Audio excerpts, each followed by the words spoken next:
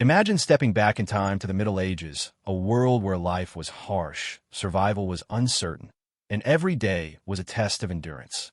Yet, even in this unforgiving era, people found ways to celebrate joy and hope during the darkest days of winter.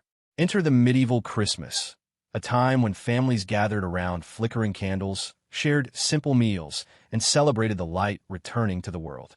But how do they do it? What traditions emerged from a time when food was scarce, hygiene was minimal, and entertainment was limited? Let's uncover the true spirit of medieval Christmas and see how ordinary people turned hardship into celebration. Imagine the cold December air, the scent of burning wood and candle wax, the soft glow of firelight inside a stone-walled church. For medieval families, Christmas wasn't just a celebration. It was a holy event, deeply rooted in faith and ritual. The entire season leading up to Christmas, known as Advent, was a time of fasting and preparation. For 4 weeks, people abstained from rich foods like meat and dairy, much like modern Lent, in anticipation of the great feast ahead. Church services were the centerpiece of Christmas Day. Unlike today's morning or evening masses, medieval Christmas celebrations often began late at night with a solemn vigil. People would gather after sunset, some having walked miles through snow-covered paths, bundled in woolen cloaks soaked in smoke from their hearths. The service itself could last for hours, filled with chanting, scripture readings, and prayers that echoed off the vaulted ceilings of cathedrals and village churches alike. The most important moment came at midnight, the believed hour of Christ's birth. At that exact time, a priest would raise the consecrated bread and wine, symbolizing the miracle of the Incarnation. This act was considered so sacred that many believed heaven momentarily touched earth during this moment. Some churches even rang all their bells at once to announce the Savior's birth, a sound so powerful it could be heard for miles across the quiet countryside. For the poor and peasants who lived lives of constant toil, Christmas offered rare spiritual comfort. It reminded them that God had come not as a king, but as a child born in a humble stable. This idea gave hope to those living in one-room cottages with no heat, no glass windows, and barely enough food to survive the winter. In a world where nobles ruled and serfs obeyed, the story of Christmas was a reminder that everyone, even the lowliest farmer, mattered in the eyes of God. Imagine stepping into a medieval village in late December. The air is sharp with winter chill, and smoke curls from chimneys as families prepare for the most sacred holiday of the year. Despite the hardships of daily life, homes are adorned with greenery, candles flicker in every window, and the scent of evergreens fills the air. There are no Christmas trees as we know them today, but people decorated their homes with whatever nature provided. Boughs of holly, ivy, and mistletoe were hung on walls and over doorways. These plants weren't just decorative. They carried deep symbolic meaning. Holly's prickly leaves represented Christ's crown of thorns, while red berries symbolized his blood. Mistletoe, believed to have magical properties, was thought to bring protection and good luck. In wealthier homes, decorations became more elaborate. Lords and noble families would hang tapestries depicting biblical scenes and place wooden figurines of the Holy Family around their homes. Candles were a luxury, but during Christmas, even poorer families might light an extra one or two to honor the birth of Christ and to bring light into the darkest time of the year.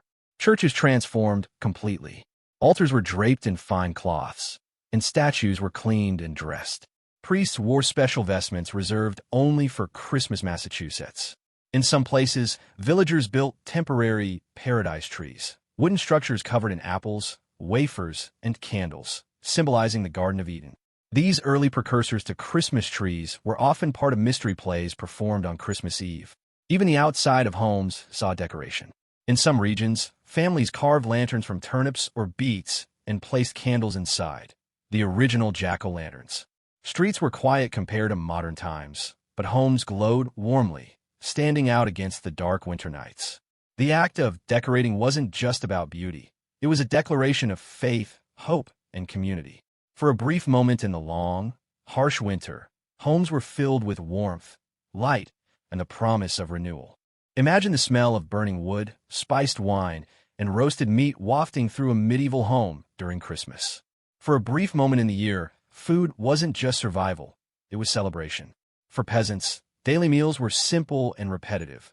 mostly pottage, thick vegetable stew, and coarse bread. But on Christmas, even the poorest families try to add something special to their table. Some might get their hands on a chicken or duck, while others relied on preserved fish, especially since many Christians avoided meat during religious holidays. In wealthier homes, feasts were extravagant affairs. Roasted boar, peacock, and even swan appeared on the menu. The centerpiece of many noble Christmas dinners was the boar's head, decorated with rosemary and served with great ceremony. Spices like cinnamon, cloves, and ginger, expensive imports from distant lands, were used generously to mask the taste of salted or slightly spoiled meats. One of the most beloved treats was the mince pie, though it looked nothing like today's version. Medieval mince pies were filled with chopped meat, suet, dried fruit, and spices, a savory sweet mix that might seem strange by modern standards. Another favorite was frumenty, a pudding made from boiled wheat, milk, eggs, and sugar, a rare luxury, often served with almonds or saffron. Drinking was also a big part of the celebration. Water was unsafe, so people drank ale, beer, or mead, a sweet honey-based wine often flavored with spices.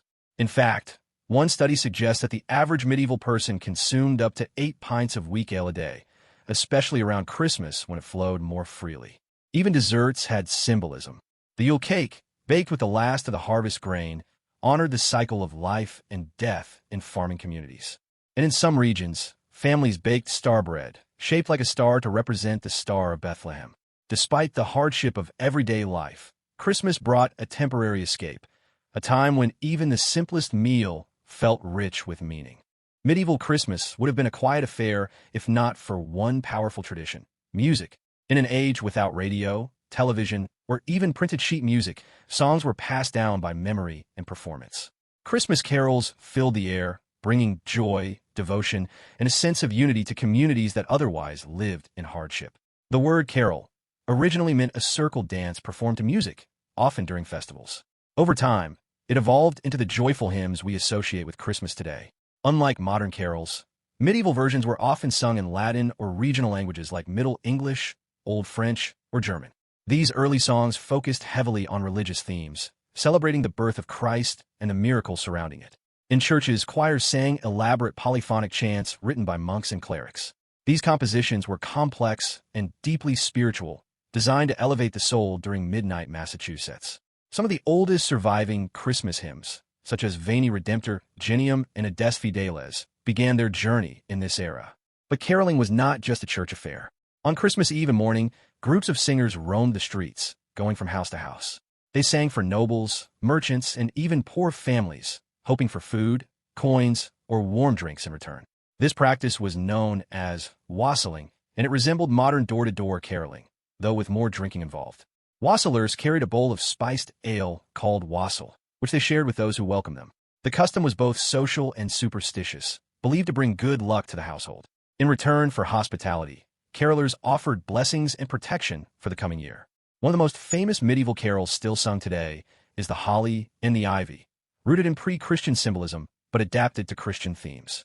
Holly represented Christ's crown of thorns, while ivy symbolized his followers. Singing these songs wasn't just about celebration. It was a way to teach biblical stories to people who couldn't read. Musical instruments varied depending on wealth and region. Peasants used simple flutes, tambourines, and handbells, while noble courts had lutes, viols, and trumpets. Some villages formed small ensembles to accompany singers, creating a festive atmosphere that contrasted sharply with daily struggles. Despite the lack of modern comforts, medieval Christmas music created warmth, hope, and community. It reminded people that even in the coldest season, there was light, love, and faith to be found. Medieval Christmas wasn't about extravagant gifts wrapped in shiny paper or high-tech gadgets under the tree. For most people, gift-giving was a humble but meaningful act, often a gesture of gratitude, faith, or survival. For peasants, presents were simple and practical. A loaf of fine bread, an extra candle, a piece of woolen cloth, or even a small bundle of firewood could be considered a generous gift. These items weren't just tokens. They were essential for surviving the long winter months. In some villages, neighbors exchanged goods like eggs, dried herbs, or homemade tools as a way to support each other through the cold season. Nobles and wealthy families had more elaborate customs. Lords would give their servants and tenants special food rations, warm clothing, or coins as Christmas bonuses. These gifts reinforced the feudal system, showing generosity while maintaining hierarchy. Some noble families exchanged handcrafted items like embroidered gloves, carved wooden boxes, or jewelry made from pewter or silver. Children received small treats if their families could afford them. Apples, nuts, honey cakes, or even a single spice stick were treasured gifts. In some regions, families baked special holiday breads or filled hollowed-out oranges with cloves, creating early versions of what we now call Christmas oranges. Gift-giving also had strong religious roots. Churches encouraged people to give alms to the poor during Christmas as an act of charity and devotion. Some towns organized collections to help widows, orphans, and the elderly have enough food for the holiday. One unique tradition involved the giving of St. Nicholas gifts. On December 6th, the feast day of St. Nicholas, the inspiration for Santa Claus, children would leave their shoes by the door overnight. If they had been good, they might find small gifts inside, usually fruits, nuts, or a coin. If not, they might wake up to a symbolic reminder, a switch or a lump of coal. Even animals got a share of the holiday spirit. Farmers gave their livestock extra feed or better quality hay on Christmas morning, believing that kindness to animals brought blessings for the coming year. Despite limited resources, medieval people found ways to express love, generosity, and hope through gift-giving. It wasn't about wealth, it was about meaning. Medieval Christmas wasn't just about faith, feasting, or family. It was also one of the few times of year when people could truly relax and enjoy themselves. With hard labor paused and the long winter ahead, games and entertainment became a central part of the celebration. For peasants, most days were filled with backbreaking work from sunrise to sunset. But during the 12 days of Christmas, especially on feast days like Christmas Day and Twelfth Night, even the poorest families found ways to play and laugh. These moments were rare and precious. One of the most popular pastimes was dice and board games. Simple wooden boards with carved spaces and hand-carved pieces have been found across medieval Europe. Games like tables, an early form of backgammon, and a fateful, a Viking strategy game, were played by both nobles and commoners. Dice games were particularly widespread, often leading to heated arguments and occasional cheating, since gambling was illegal for most of the year. In villages, street games brought people together in the cold winter air. Children played variations of tag, hide-and-seek, and ball games using handmade leather balls stuffed with rags. Adults joined in too, playing rougher versions of football that sometimes turned violent. These early forms of soccer had no official rules, just large groups of men kicking and punching their way toward a goal marked by stones or trees. The wealthy enjoyed more elaborate amusements. Mummers' plays were short dramatic performances performed by amateur actors, often telling stories of saints, biblical events, or moral lessons wrapped in humor. These plays were lively, full of exaggerated gestures, and often included jokes or satire that wouldn't be allowed any other time of year. Another favorite was disguising and masquerading, especially during Twelfth Night celebrations. People wore costumes made from leftover fabric, animal pelts, or borrowed noble clothes. One person might dress as a bishop while another pretended to be a dragon, all for the sake of laughter and fun. Music and dancing were essential parts of every Christmas gathering. Peasants played flutes, tambourines, and simple stringed instruments like the rebec, while nobles employed trained musicians who played lutes, viols, and trumpets. Dancing often lasted late into the night, with everyone from lords to servants joining in circles or pairs. Even animals were part of the fun. In some regions, animal baiting, where dogs fought chained bears or bulls, was considered entertainment, though this brutal sport was more about betting than enjoyment. More peaceful traditions included rooster fights or sheep races, which drew large crowds in rural areas. Perhaps the strangest custom was the Feast of Fools, where roles were reversed for a day. Servants dressed as masters, beggars pretended to be kings, and clergy members took part in mock ceremonies filled with absurdity and satire. This temporary madness gave people a chance to let off steam before returning to their rigid social order. Despite limited resources, medieval Christmas brought joy through simple pleasures, a reminder that even in hardship, people found ways to laugh, play, and celebrate life. Medieval Christmas was one of the few times when social barriers softened, even if just for a moment. For 12 days, from Christmas Day to Twelfth Night, communities came together in celebration. This period wasn't just about religious observance or feasting. It was a time when lords opened their halls to tenants, servants dined alongside masters, and villages transformed into places of joy. In noble households, the Great Hall became the center of activity. Long wooden tables were draped with fresh cloths, and benches were filled with guests from all walks of life. The lord or lady of the manor would host a grand feast, often inviting local villagers, clergy, and traveling performers. Music filled the air, and the smell of roasted meat, spiced wine, and freshly baked bread warmed even the coldest stone walls. Peasant villages also celebrated, though on a much smaller scale. Neighbors gathered in the largest home available, usually that of the village priest, blacksmith, or wealthiest farmer. Everyone brought what they could: a loaf of bread, a handful of dried fruit, a small jug of ale. These gatherings weren't about luxury, but about unity. They reminded people that despite daily hardships, they were part of something bigger: a family, a village, a shared faith. One of the most beloved traditions was the Lord of Misrule. A commoner, sometimes even a child, was chosen to act as temporary ruler of the festivities. He wore a crown made of paper or greenery and gave ridiculous orders like banish silence or force everyone to dance. It was a playful rebellion against the rigid medieval class system, allowing people to laugh at authority and enjoy a brief taste of power. Another highlight was the Boar's Head Carol, performed in many regions. A roasted boar's head, decorated with rosemary and bay leaves, was carried into the hall while singers chanted ancient verses praising its significance. It wasn't just a meal, it was a ritual symbolizing prosperity, courage, and the triumph of light over darkness. In some areas, groups went a-gathering during the Christmas season, collecting food, coins, or gifts from wealthier households. This early form of charity ensured that no one went hungry during the holiday. In return, givers received blessings and good wishes for the coming year. Even the harshest winters, these gatherings brought warmth. They were moments of laughter, music, storytelling, and shared hope. A reminder that community could be the greatest gift of all. Medieval Christmas was full of strange rituals, many rooted in ancient folklore and superstition. These customs were more than just fun. They were believed to bring protection, luck, and even glimpses into the future. One of the most unusual traditions was burning the Yule log. Families would select a large log, often from an oak tree, and bring it home with great ceremony. It was sometimes dragged by oxen or decorated with ribbons before being placed in the hearth. The log had to burn slowly throughout the 12 days of Christmas to ensure good fortune.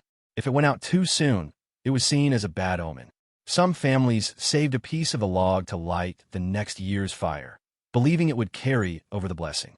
Another eerie custom was wassailing the apple trees. On Twelfth Night, villagers gathered in orchards to sing songs, pour cider on the roots of trees, and bang pots and pans to scare away evil spirits. The goal?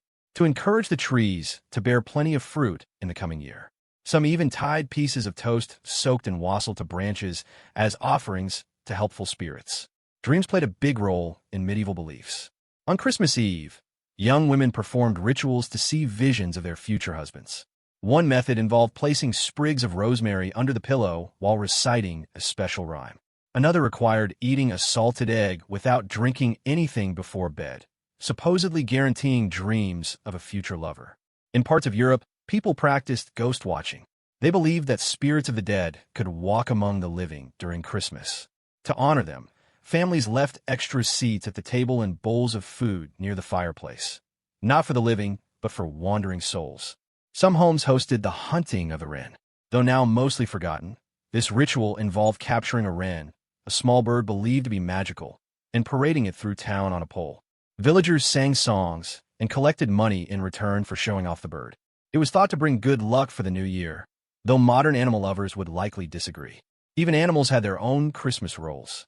In some regions, cows were given extra hay and spoken to gently on Christmas morning, because it was believed they could speak at midnight. Of course, no one stayed awake long enough to find out if it was true. These customs may seem odd today, but in a world where life was short and unpredictable, people clung to tradition like a lifeline. Whether lighting a sacred fire or whispering to the wind for signs, medieval families searched for meaning in every flicker of flame and shadow. Medieval Christmas was a time of wonder for children, though not in the way we might imagine today. There were no wrapped presents, no Santa Claus flying through the sky, and certainly no electric lights or toys made from exotic materials. But there was still joy, tradition, and a sense of belonging. For peasant families, Christmas was one of the few times when work paused, even if only briefly. Children who normally helped with chores like herding animals, gathering firewood, or grinding grain got a short reprieve. They were allowed to join in the festivities, share in better food than usual, and take part in games and songs that brought laughter into homes filled with cold and smoke. One of the most exciting parts of Christmas for children was the chance to receive small gifts. These weren't extravagant, often just a dried fruit, a piece of honey cake, or a wooden toy carved by hand. In some regions, parents placed apples or nuts inside their children's shoes on St. Nicholas Day, a tradition that would later evolve into modern gift-giving customs. Children also played a role in religious celebrations. Many attended church services with their families, especially the midnight mass on Christmas Eve. Some even took part in mystery plays, short dramatic performances based on biblical stories. These plays, often held in village squares or inside churches, gave children a chance to dress up, recite lines, and feel like part of something bigger than themselves. In noble households, children had more elaborate amusements. They played with dolls, wooden swords, and hobby horses, and sometimes joined in courtly dances wearing miniature versions of adult clothing. Wealthy families also hired entertainers to perform puppet shows or tell stories during the 12 days of Christmas. But perhaps the most cherished memory for medieval children was the rare experience of being included in adult celebrations. On Christmas night, they might be allowed to stay up late, sip warm spiced ale, and listen to stories by the fire. It was a brief escape from the hard realities of life, a moment when they could feel truly part of the family and the season. Despite the hardships of daily life, medieval Christmas gave children a taste of magic, not through presents or decorations, but through warmth, music, and the feeling of being together. Christmas in medieval Europe wasn't a single celebration. It was many different ones, shaped by local customs, climates, and beliefs. From the icy villages of Scandinavia to the sun-drenched towns of Italy, Christmas looked and felt very different depending on where you lived. In England, Christmas was deeply tied to the feudal system. Lords hosted grand feasts for their tenants, and even serfs got a rare break from labor. The tradition of the Lord of Misrule thrived here, where a commoner or even a jester was crowned temporary ruler of the festivities, turning social order upside down for a few days. In France, the holiday season included les trends, a custom where people exchanged small gifts like coins or fruit for good luck in a new year. French villagers also celebrated with rigodons, lively folk dances performed in town squares, often accompanied by fiddles and tambourines. Germany had some of the most magical Christmas traditions. The earliest known decorated Christmas trees appeared there in the 15th century, lit with candles and hung with apples, nuts, and paper flowers. Germans also baked elaborate gingerbread houses and believed that spirits roamed the earth during the 12 nights of Christmas. In Italy, Christmas was a time of religious devotion and community. Towns built elaborate presepe, nativity scenes, sometimes life-sized and placed in public squares.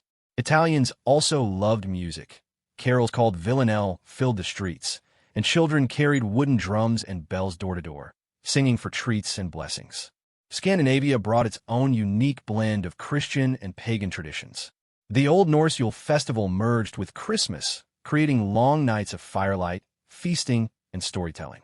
In Sweden, families baked special loaves of bread shaped like pigs, believing they would bring prosperity if left outside for the forest spirits. In Spain, Christmas celebrations were grand and theatrical. Churches held dramatic performances reenacting the birth of Christ, and families gathered for La Noche Buena, a lavish dinner featuring roasted meats, sweets soaked in wine, and spiced wines like punch. Even within countries, differences were stark. In mountainous regions, Christmas meant hearty stews and warm woolen clothes. In coastal towns, fresh fish was a prized part of the feast. Some places banned dancing and games altogether, while others encouraged wild revelry. Despite these variations, one thing remained constant. Christmas was a shared pause in the hardship of medieval life, a brief moment when people could come together, no matter where they lived. Though the Middle Ages are long gone, many of its Christmas customs live on, sometimes in ways we don't even realize. The medieval world shaped our modern holiday traditions more than most people think. One of the clearest survivals is caroling. Back then, singers roamed from house to house, offering blessings and songs in exchange for food or drink. Today's door-to-door carolers might not expect a bowl of pottage, but the idea remains the same, spreading joy through music during the darkest time of the year. The tradition of feasting also continues. While medieval peasants ate simple meals of pottage and salted fish, and nobles dined on roasted boar and spiced wine, the core idea of sharing a special meal with family persists. Many modern Christmas dishes, like mince pies, roast meats, and mulled wine, have direct roots in medieval recipes. Even gift-giving has medieval origins. Though wrapped presents under a tree were unknown back then, people exchanged small tokens of goodwill, often practical items like gloves, cakes, or coins. The idea that Christmas was a time for generosity, especially toward the poor, remains central to today's celebrations. Decorations also carry echoes of the past. Holly, ivy, and evergreen branches were once hung to ward off evil spirits and symbolize eternal life. These plants evolved into the Christmas trees, wreaths, and garlands we know today. Even the use of candles in windows can be traced back to medieval homes lighting their hearths in honor of Christ's birth. Some medieval superstitions still linger. In parts of Europe, dreaming of future lovers on Christmas Eve is still practiced, just as young women did centuries ago, by placing rosemary under their pillows. And while we no longer wassail apple trees or burn Yule logs in open fireplaces, the spirit of these customs lives on in our holiday rituals. Even the concept of taking a break during Christmas comes from the medieval world. For 12 days, work paused, and people came together regardless of social status. This pause from daily hardship mirrors our modern need to slow down, rest, and reconnect at the end of each year. So next time you sing a carol, light a candle, or sit down for a festive meal, remember, you're not just celebrating Christmas. You're taking part in a tradition that has survived centuries, shaped by the very people who lived through one of history's toughest eras. Medieval Christmas was more than just a holiday. It was a rare pause in the relentless struggle for survival. For 12 days, the rigid structure of medieval life softened. Lords opened their halls to peasants. Children were allowed to stay up late. Music filled the cold air, candles burned brighter, and for a short time, people forgot their hardships. But beyond the feasts, songs, and games, Christmas held a deeper meaning. It was a celebration of endurance. In a world where disease, hunger, and violence were constant threats, the festival reminded people that light returns even after the longest darkness, that hope, faith, and community could still exist, even in the coldest winter. The traditions of medieval Christmas may have changed over time, but the spirit remains. Today's celebrations are built on centuries of shared human experience, of gathering together, giving thanks, and finding joy in small moments. The medieval world may seem distant, but its heart beats on in every candle lit, every carol sung, and every family reunited at Christmas. So next time you sit down for a warm meal, wrap a gift, or sing a familiar song, remember those who came before us. They endured hardship far greater than we can imagine, yet still found ways to celebrate, to laugh, and to believe in something better.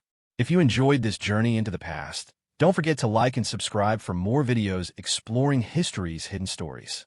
There's always more to discover, and sometimes the past has more to teach us than we think.